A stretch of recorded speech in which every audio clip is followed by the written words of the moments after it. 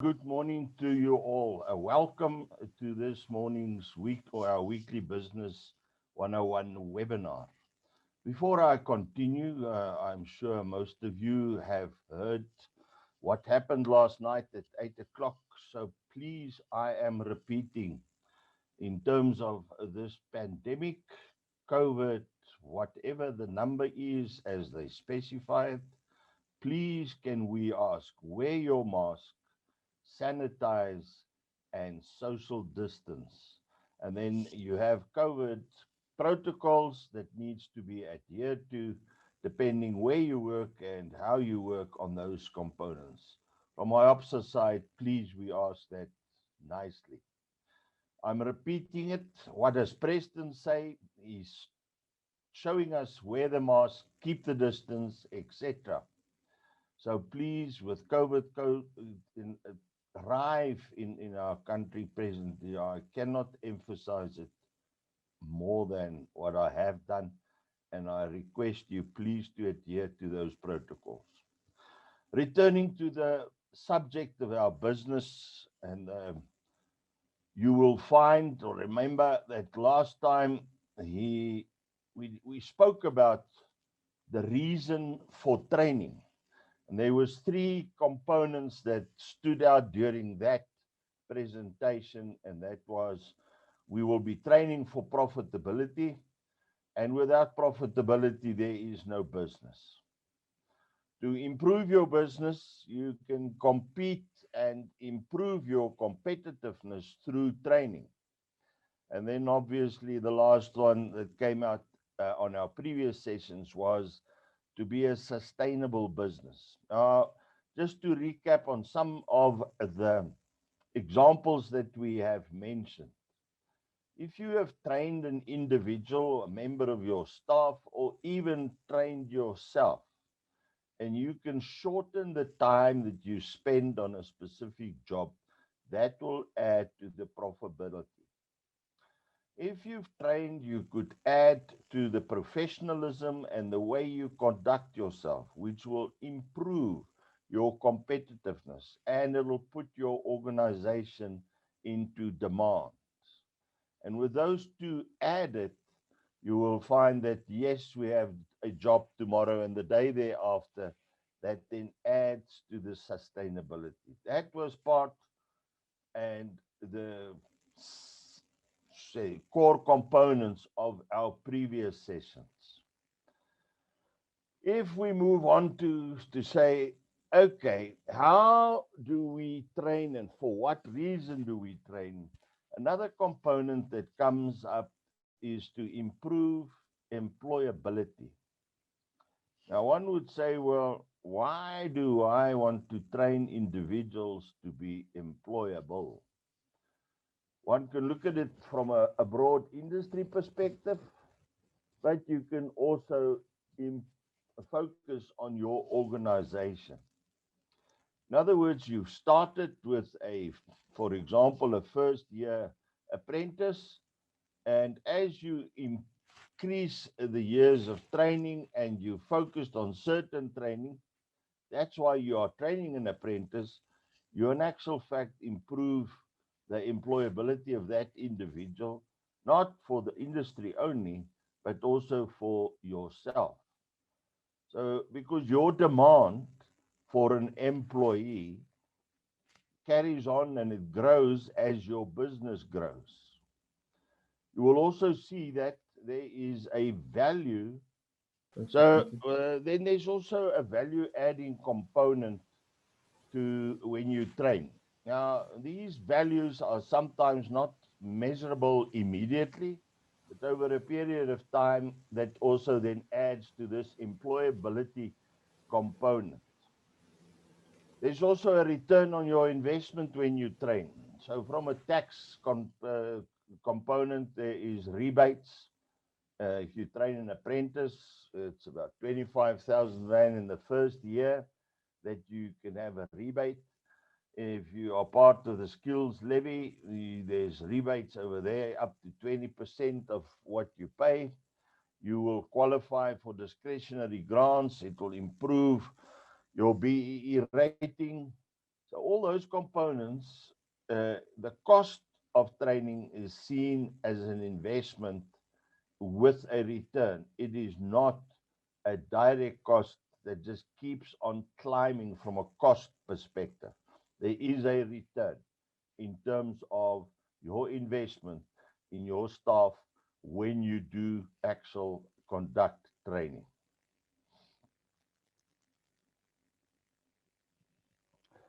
Training and the implementation of such interventions will also give your organization a distinct advantage.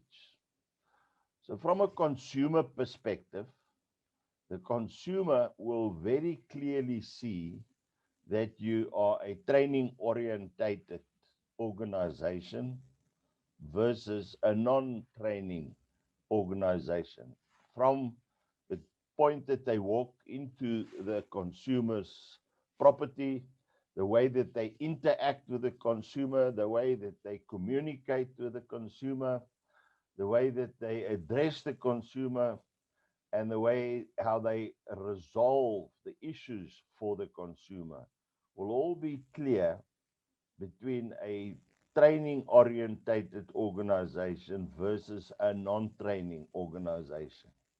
And obviously, the one with the training orientated one increases its profitability, it increases its image, and it increases its sustainability that we have in terms of the component.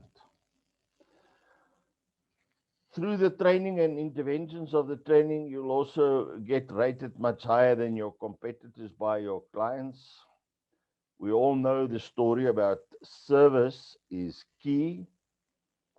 Now, service is a very broad word, but you will see that in actual fact, the clients, specifically in difficult and hard times, tends to look at a profitable solution for themselves. So it's not only the plumbing organization that is focusing on more and better profitability in terms of training, but the client also shares and uses a trained workforce rather than an untrained workforce.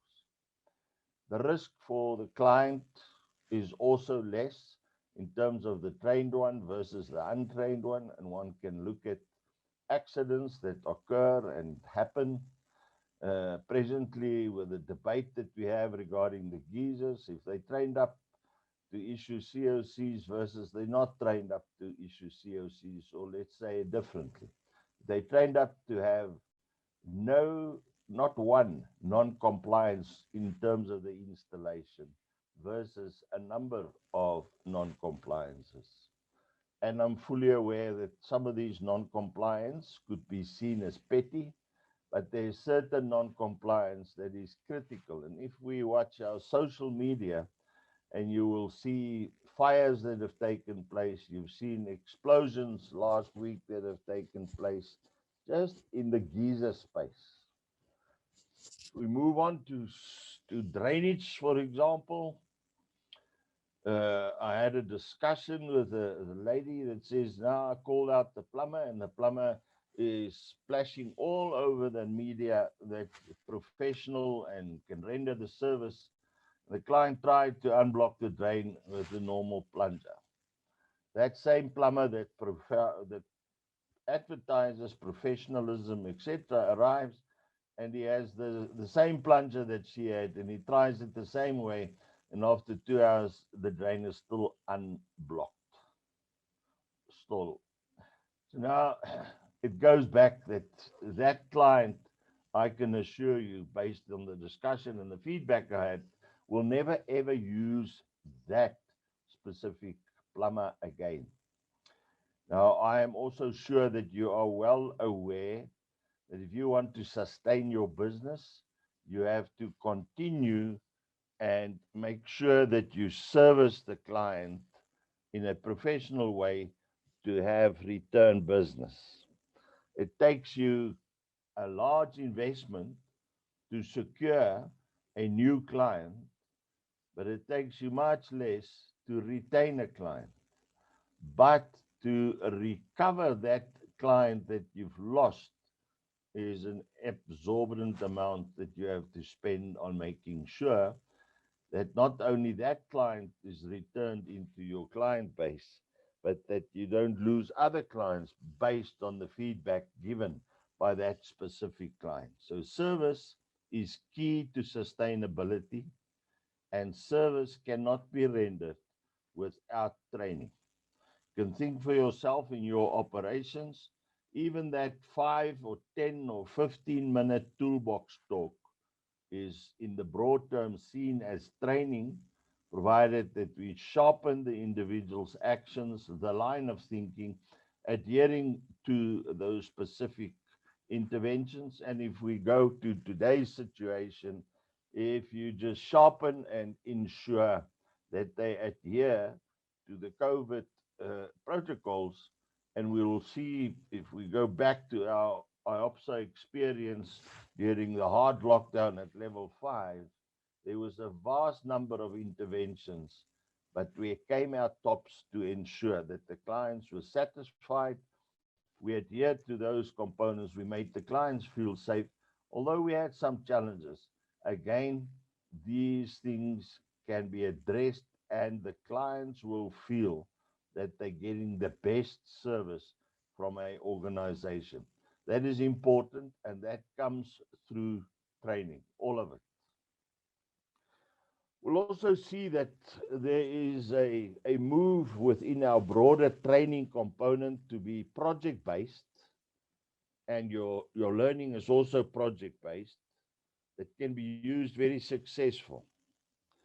It is also structured in such a way that your operations is then driven on a daily basis because you use actual real examples to train the individuals or to make sure that they operate correctly.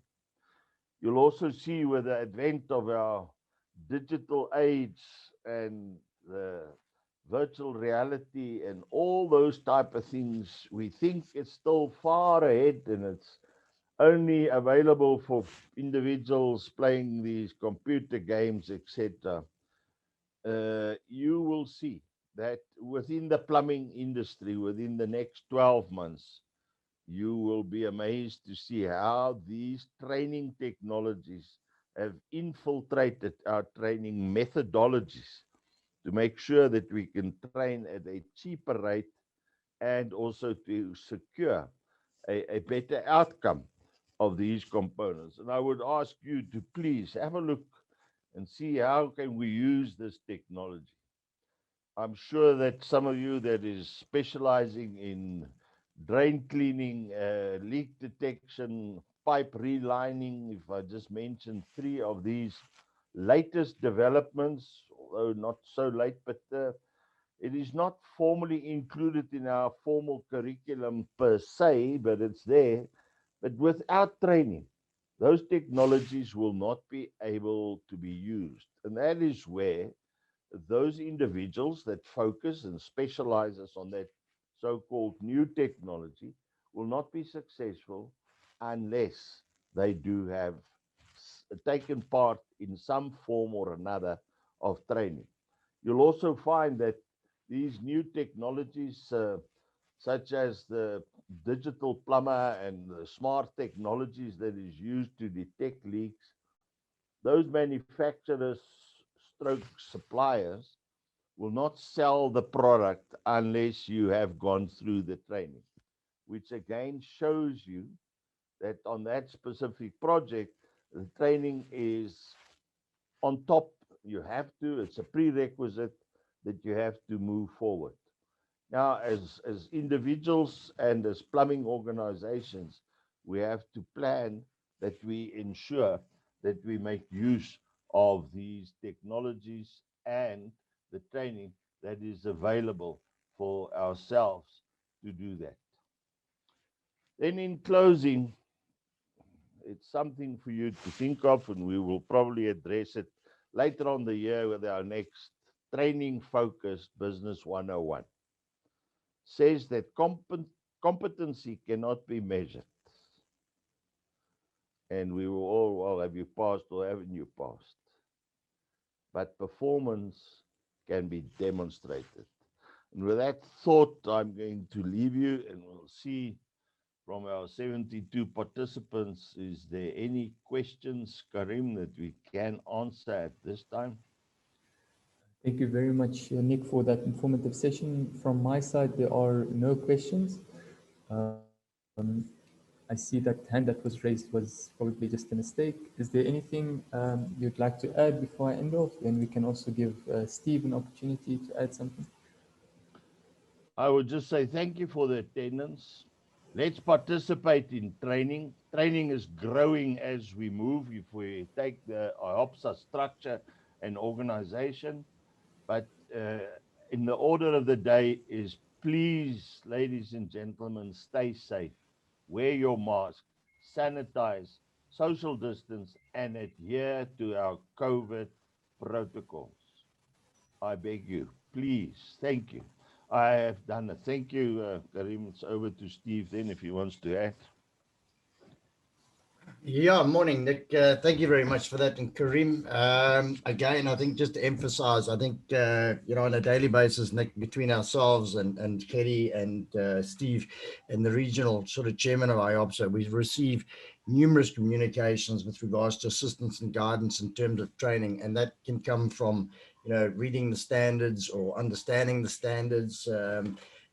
Still quite not there in terms of how to complete non-compliance notices. And it goes back to what you were saying earlier, that level of professionalism that comes through by investing in yourself. And I think it's critical that, in these hard times and things are really tough, is that, that I've been to sites where, the guy's very direct in terms of understanding and being able to convey non-compliances because he understands the standards, the risks associated with installation not being 100% correct.